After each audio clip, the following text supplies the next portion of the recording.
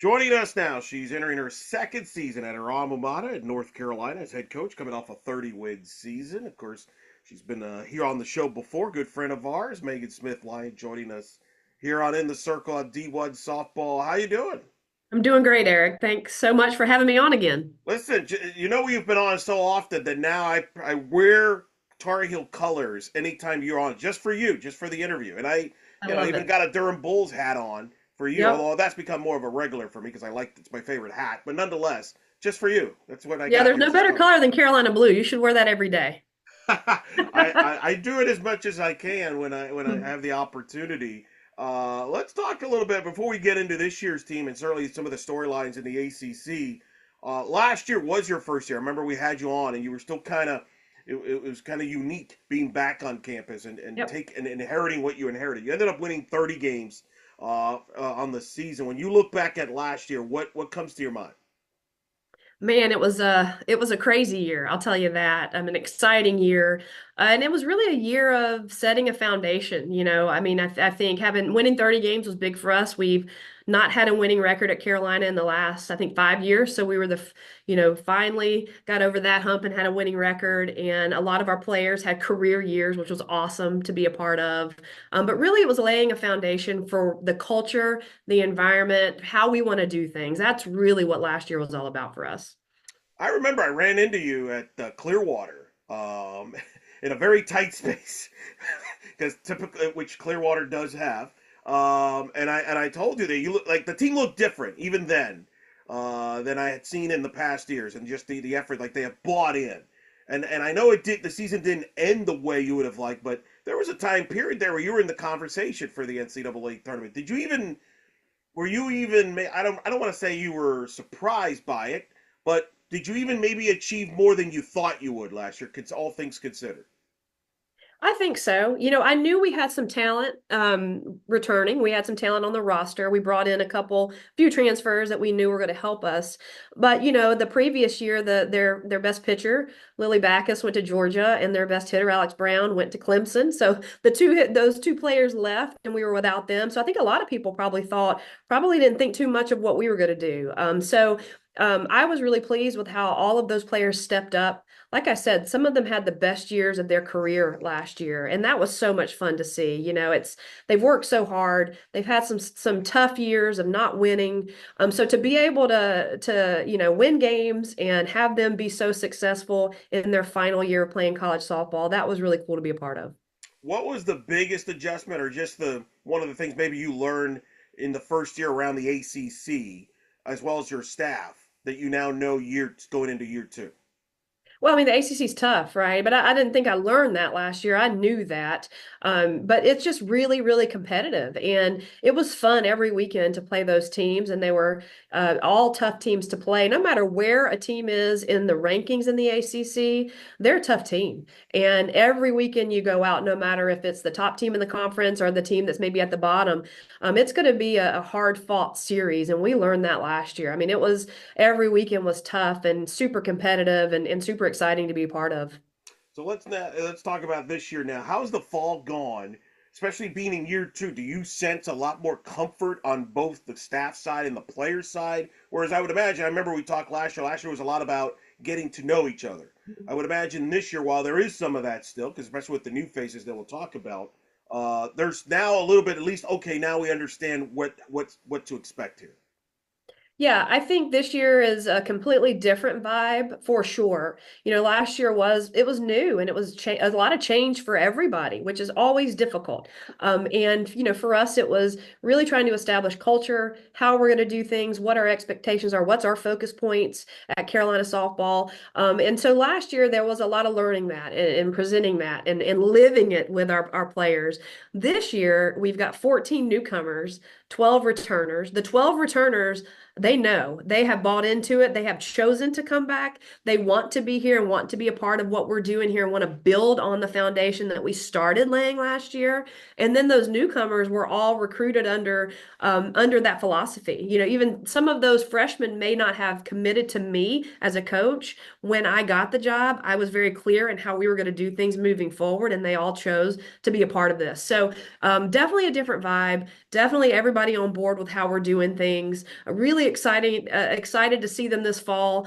Both feet in with everything that we're doing, with that culture, with the environment, and seeing 12 returners and 14 newcomers come together so quickly. It was really awesome to see that process. And as coaches, we have a little bit to do with that, but really it's about how they, as players, decide they want to handle it. How are the returners going to decide that they're going to handle all of these newcomers? And I was so proud of all of our returning players and the newcomers. They just came in, they all came together as one big family, and that happened pretty quickly, which was fun.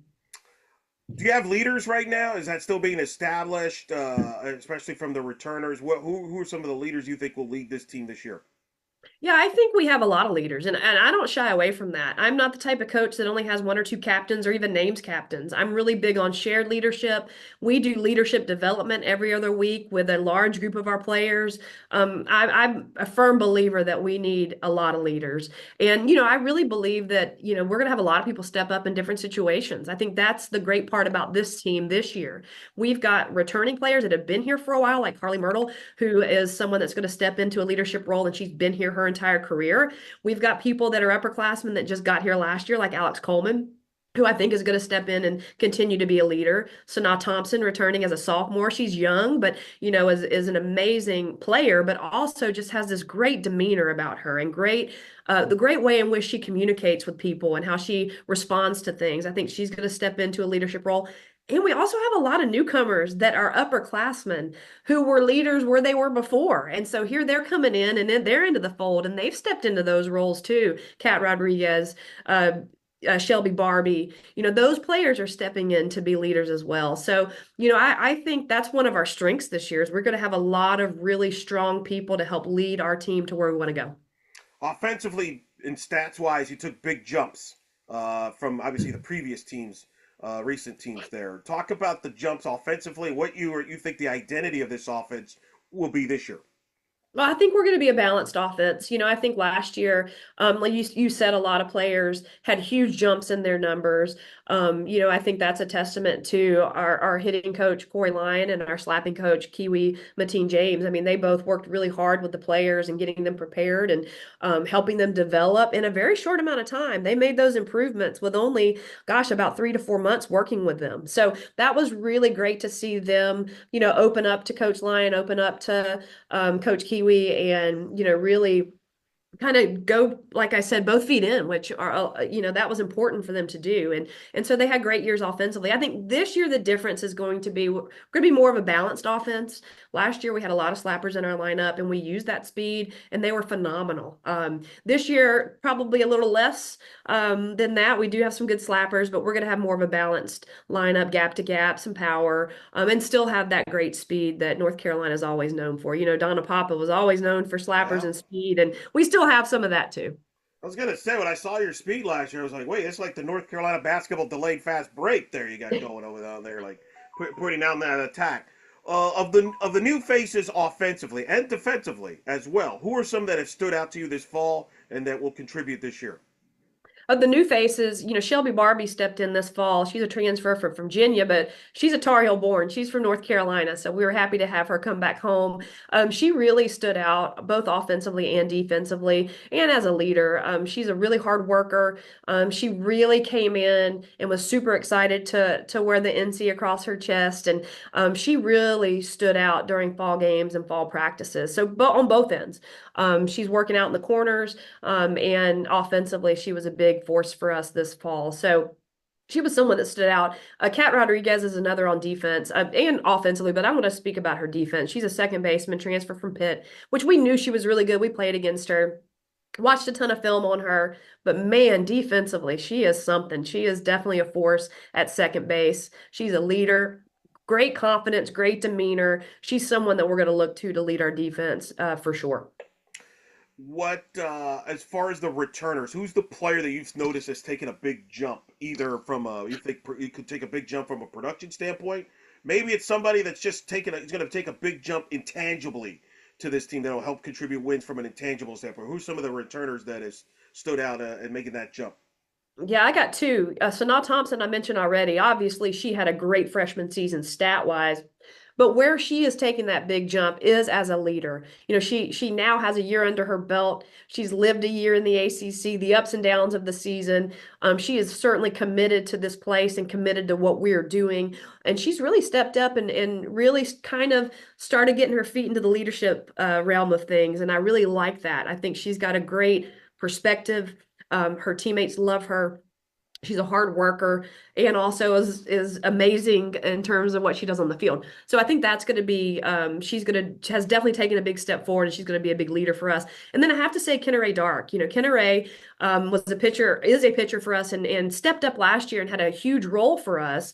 And I think what I have seen her do and her growth is not just in the bullpen with her pitching, but with the mental side of things. She really is locking into that part of things. And I think that's a key for her. I think that's a key. She has grown so much. She is so much more mature now than she was before. She has a great head on her shoulders. So I'm really, really proud of her growth in that respect. See, you know, and I know you've done this podcast before because you just gave me right to the segue. You knew where I was going, which is the pitching. That's a good segue there. Yeah. Tell me about the rest of the pitching staff and how that is looking as well. You mentioned one right there in the growth there, but what about the rest of the pitching staff? That we our pitching staff's deep. We've got several pitchers that are going to be able to help us out in the circle. Britton Rogers is back, and she's another one that has devoted a lot of her time to improving the mental side of her game. You know, she had some ups and downs last year. We know she's capable. It's just a matter of her really locking into the mental side. So she's done that, and we expect her to have a good year this season. And we've got a newcomer. Lily Parrish is a freshman who had a great fall season for us. She hits and pitches, but what she was able to do in the circle this fall was really impressive. So, I see her being a big force for us in the circle as well. I remember last year you told me one of the goals on the roster eventually is to get more versatility on the roster, more athleticism on the roster. Where are you as far as that's concerned here in year two with that roster? Yeah, I mean, it's a work in progress. We're still working on it. I do think the newcomers that we added, freshmen and transfers alike, I think they have definitely upgraded in terms of the versatility and the athleticism. We've got some freshmen that came in that are super dynamic athletes. Reese Outlaw, Ella Fox, both of them have come in and done a tremendous job. So, we're definitely getting there. And I think our transfers as well, Kat's a versatile player and athletic. Grace Jackson, so I think that we're definitely, it's still a work in progress, but we definitely made some big strides with that. Defensively, obviously there's some battles going on that still got to be decided between now and the start of the season, and I'm sure things could change too during the season. It happens all the time, so there's nothing edged in stone. But how is the defense looking for you? How do you feel about the versatility you may have defensively, some of the options you may have in certain spots defensively? I think we've got great versatility, great depth. Eric, I can't tell you right now who's going to play for us defensively. I mean, there's a few that I'm like, I think, but honestly, they're competing. They're fighting it out. They're still kind of feeling things out too, because they're all brand new out there for the most part. So, I think that that's one of the strengths that we have. We have depth. We have a lot of versatility. So we're going to be able to make a lot of different decisions in regards to what offense we need and where we put them on defense. I think that's going to be something that's going to be great for us as a coaching staff when we're making those decisions this spring. Obviously, it'll be year two for you in the ACC, but it's a different ACC in that you got Stanford and Cal in the league now officially. I know we spoke about it, them coming and in kind of future tense. Well, the future is now. The present's here now. What's that been like to have them around, having Coach Allister around, Coach Spencer in the coaching meetings, and having them been part of the equation now of a deeper ACC? Yeah, I mean, I love it. I think that it's two quality programs, two great coaches who always have great teams. And, why not make the conference even stronger, right? So I think it's an awesome thing. We don't have to go out to California this year, so maybe that's a good thing. So I know that's a tough trip, but I'm super excited for them to be a part of the conference. The ACC is such a strong conference already, and adding them just puts us up even higher. So I love it. I love the fact that they're in it. I respect both of them tremendously as coaches and what they do with their program. So really excited to welcome them to the ACC. I know when we spoke last year, you're very close with the other coaches in the other sports. It's like a family there. There's like a tradition because most of you are Tar Heels alums. Um, Yep. so I'm curious, do y'all pick each other's brain? Have you picked, have you kind of studied what the fall and kind of see some of the fall sports that maybe have gone out west or maybe have played those teams? Like what just kind of the differences in the ACC? Obviously, some of the sports are different because, for example, SMU plays in other sports they don't play in softball, so it's not the same. But still, there's some things maybe. All right, this is what might come if not this year, maybe down the road.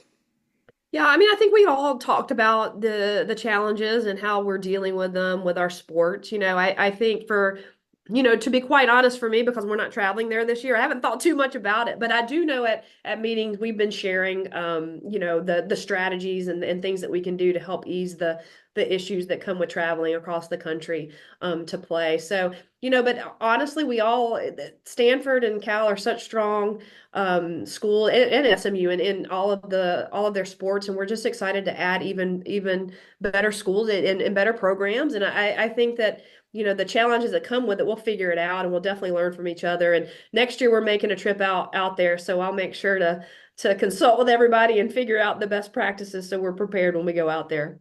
One of the things I've noticed talking to coaches, not just in the ACC, but other leagues that are affected, like the Big Ten, in a similar boat where they're going west. I think they said the biggest thing that really, the biggest adjustment is more of a scheduling non-conference standpoint, from the standpoint of, hey, if we're going out west, we might actually pick up an additional game prior to the conference series, and being creative from a scheduling standpoint. There is that really where that could be affecting your future non-conference scheduling. Maybe something you keep in mind, like, well, if we're going to go out west, maybe we pick up a game here, or we schedule it a certain way.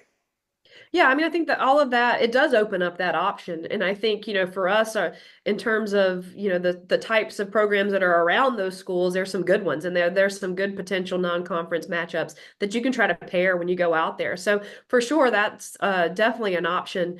When you're traveling that far, maybe go a little early, play another game, get prepared before you play the conference game. Definitely an option. And I think, even for those schools coming out to us too, I think they're great universities around us, especially in the Carolinas. We've got some awesome schools and awesome softball programs. So I think that that's another option for Stanford and Cal when they come our way. Yeah, I definitely see that going the other way around, and they'll pick up games here a lot too. From that standpoint, the conference tournament will be in Chestnut Hill this year at Boston College. I'm curious what kind of conversations, if any, are taking place about not necessarily this year, but maybe the future for the conference tournament as far as the format, as far as maybe location, because I know that's become a conversation in other conferences. I'm curious if that's going on here in the ACC as well.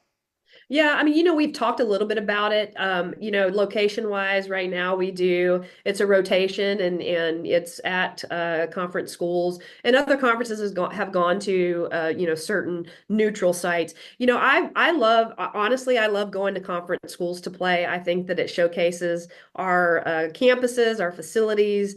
So I don't have a problem with it. But I was in the Big 12 when I first got there at Kansas. We played our championship at Oklahoma City, which was really cool too. So to be quite honest, either way is fine with me. But doing it at campus sites, I think just gives the opportunity to showcase our amazing campuses and schools that we have in the ACC.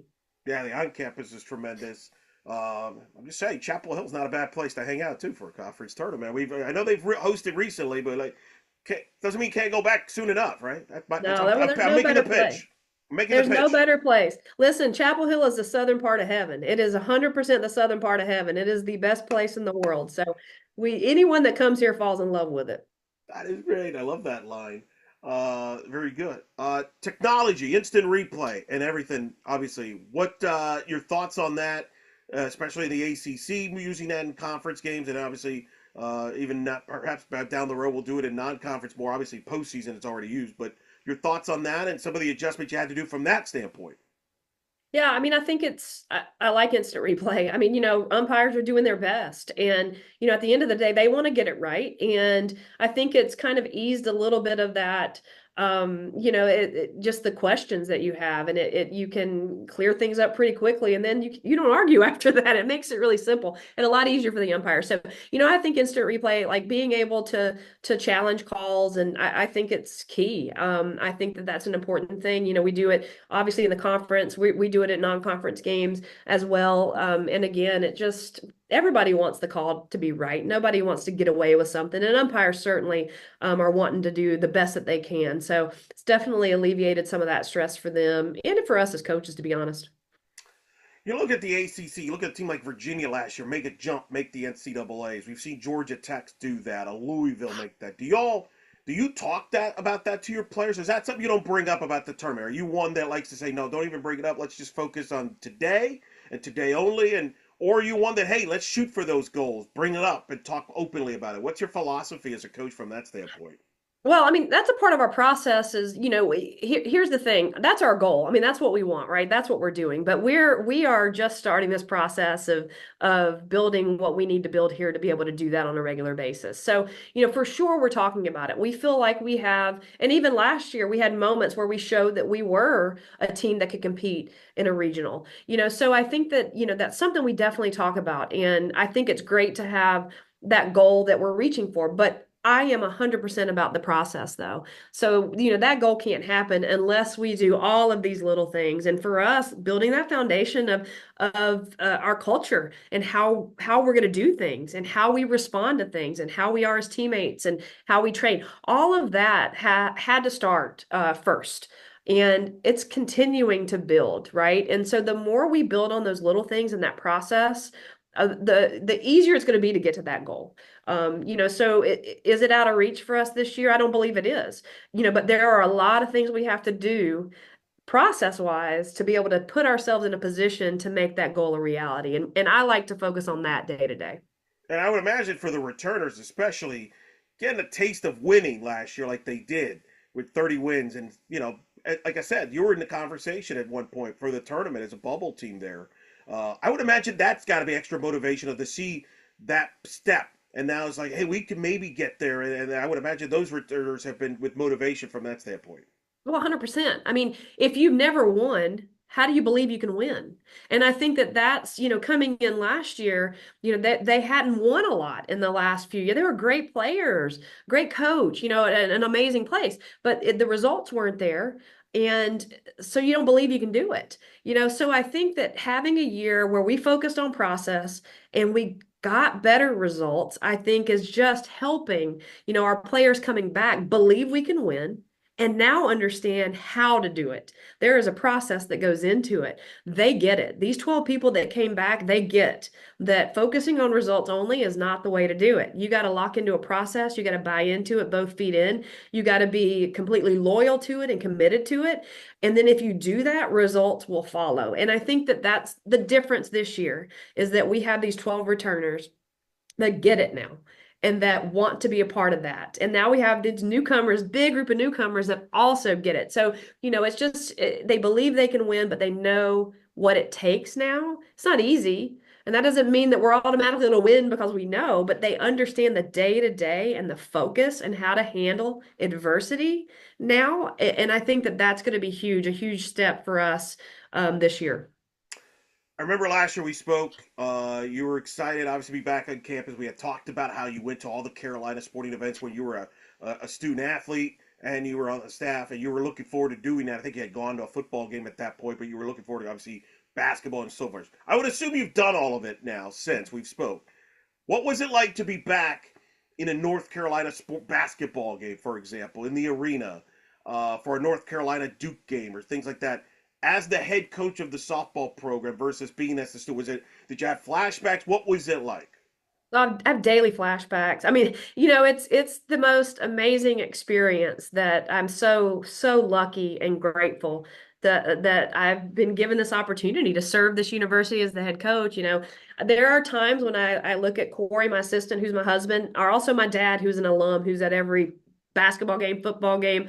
And I look at them and say, can you believe that I'm the head coach at North Carolina? Like it is a dream come true. And to be able to go to games, to be able to cheer on our soccer team hopefully winning a national championship tonight, to be able to do those things as the head coach, I mean, man, 13-year-old me, gosh, would have could have never imagined this was a possibility. So every single day I have flashbacks. I can feel what it was like to walk through campus as an athlete, and now I get to do it. And like I said, serve this university and serve these 26 young women in the locker room who are doing what I did. And it's an amazing, amazing experience, and I'm so grateful to be able to do it. You get to do like what a lot of people consider bucket list stuff, like going to a North Carolina men's basketball game, for example, is considered a bucket list to a lot of people. A sporting event like North Carolina versus Duke is considered one of the top echelon sporting events out there, and you have it you have that access. I'll say that. Hopefully the schedules work out where you can go, but that's unique and a pretty a cool privilege to have. Yeah, and let's be honest, being a Tar Heel is amazing, right? It is, and I speak from experience. There's nothing better than being a Tar Heel. So to be able to live in Chapel Hill, to be able to be around this amazing community and amazing athletic department, all of the people involved. I mean, gosh, it's like I said, it's a dream come true. It's hard to believe that this is the life that I'm living, and I'm so, so thankful. You mentioned we're taping this on the day of the women's national championship soccer match. North Carolina's in there. The big story there is Anson Dorrance retired prior to the start of the season, which was a huge story. Not just that transcended soccer. How strange has it been not to see him coaching there? Clearly, they have picked it up on his, and certainly motivated probably in a lot of ways with the success. But has it been weird? I mean, an icon on that campus, an icon in the sport, an icon in college athletics, Yeah. not around. Was that strange? A little bit, yeah. I mean, I think as a student athlete, Anson was the soccer coach here when I played. He would come and speak to our team. He's the greatest soccer coach, college soccer coach there is. I mean, the amount of national championships that he has, it's unreal. And even having him in coaches meetings and hearing him speak and hearing his knowledge that he shares with us, that was a great, I mean, that was something unreal to be a part of, to be able to hear him speak about, his philosophies and how he does things and his leadership capabilities and just hearing him talk about it. Not having him at those meetings, and it's kind of weird. I really loved hearing and learning from him, but I also think that the interim head coach, he's doing an amazing job, and I'm so excited for them tonight playing for a national championship. Our women's soccer team has been amazing forever, and tonight will be another one of those nights for us. I feel it. What's it like being on campus now, back on campus, not just with fellow coaches, but probably fellow employees there at Carolina that knew you the first when you were a student athlete? Like, is it weird for them or you? Like when they talk to you, like, oh hey Megan, and it's like they've known you all your entire life. Yeah. Yeah, I mean, I wouldn't say it's weird. It's kind of comforting. I mean, I think it's funny because when I interviewed with a bunch of different people, obviously, but one of the groups was sports med and the medical side of things. And the head of our sports medicine department now he was in charge of softball when I played, and I had a major injury, so I worked with him all the time. So seeing him in that interview, and now I see him, all the time, it just takes you back. I mean, this is someone that took care of me when I was competing as an athlete, and I trusted them, and we built a good relationship back then, and now to be back, it's just really cool. It's just really, really cool. I would be remiss if I didn't bring up Coach obviously Papa, who decided to do a little TV media work last season. There, were you surprised that she dabbled in a little media on her side, or were you not surprised one bit? No, not at all. I mean, she loves the game. She loves the game. And, she's got so much knowledge, especially in the ACC, so she's got great knowledge, loves the game. Um, I want her to do all of our games and be super biased for us. I want her to be to be a fan while she's doing it. That would be great for me. So, but no, I wasn't surprised. She's amazing. So I hope that she stays. I mean, I keep in contact with her a lot. We had dinner the other night. And I love her so much. So I hope she stays involved as in whatever capacity she wants, as long as she wants. Did she do any of your games? I'm trying to remember Did. how many games did she do of last year? So she did some national stuff. She did Uh, our series with Duke. I know that. So yeah. Yeah. So is that awkward? Like, because I'm assuming you have a conference call and she's talking to you over there. Is that like what's that like having being talking to somebody you've known your entire life? And oh, by the way, here's a conference call, and then she's got to obviously analyze the event and come from your perspective. Do you have to like remind her, hey, you were in this chair at one point, go easy on us there? Yeah, it was interesting last year for sure because I'm talking about all of the players that she had coached for years, Right. right? So that was interesting. Other than that, no. I mean, I think as we move forward, and her and I have talked about this too, as we move forward and it's less and less players that play. I mean, she had a lot of players last year that played for years, right? So that made it interesting. As we move forward, it'll be less weird. It was really interesting for me to talk about them, as their coach now, knowing she recruited them, she coached them for years. She knows everything about them too. So it was definitely a unique experience. Yeah, I can imagine like the producer or the play-by-play person just looking at each other. All right, they're just gonna talk. We're just gonna listen in, and if we have an opportunity, we'll chime in with a question because I know Donna very well. She's definitely gonna have a lot of questions. I have a feeling Yeah. and thoughts. But that was kind of fun to see her. So hopefully she'll continue to do that. There. My last question to you is: as you get to February, because I remember, like I said, I ran into you in Clearwater, and it was really impressed seeing you in person there. What are a couple things you're looking forward to finding out about your team once you get going in February that you're going to find out when you played in live action? Because you told me that you learned a lot. I remember last year when I ran into you, you told me you learned a lot that weekend in Clearwater. Even it was a short, I know it was short because of the weather and all that, but even the games you got in, you learned a lot about your group. What are some of the things you're looking forward to finding out about this group that you think will be keys to the year? Well, I'm going to start in the circle. I think that's the key. I think it's going to be, who really steps in and takes the ball and runs with it. And who's going to have that composure and that confidence that we need in the circle. Kenneray had a great year last year, increased innings, a ton of increased innings from the year before, right? She did a good job, but she is really, really locked into the mental side of things. So seeing her and Britain's mental growth in the circle and their maturity improve, I think that that's going to be something big I'm looking for early, and how our freshman does in the circle. I think she's got a ton of potential. She had a great fall, so just seeing how she handles competition in the spring is going to be key in the circle. And then, seeing how our newcomers, how it all kind of comes together. We do have a lot of question marks of who's going to play where. We've got a lot of great players. We have a lot of great newcomers that came in. And so it's just seeing how the pieces fit. And you know how that is, Eric. I mean, you kind of live it for a little bit and then it all just comes together. So the first couple weeks, it's going to be interesting to see how our 14 newcomers and 12 returners kind of mesh together, and what we end up settling on as the season progresses. It should be exciting, and I look forward to seeing your team there. More importantly, I'm now looking forward to seeing some of the press releases that'll be written by my good friend Alex over there. So, you give him a hard time. Make sure you stay on him. All right, just make Oh, I sure will. I he's will. I will. one of the best human beings I've ever met. Seriously, like from my time when I got to know him over there. So very lucky to have him around over there. And Coach, always very lucky to get to talk to you, Coach. Thanks for always taking the time to talk to me during your busy schedules. We look forward to seeing your teams every year, and thanks for always coming on here on In the Circle on D1 Softball.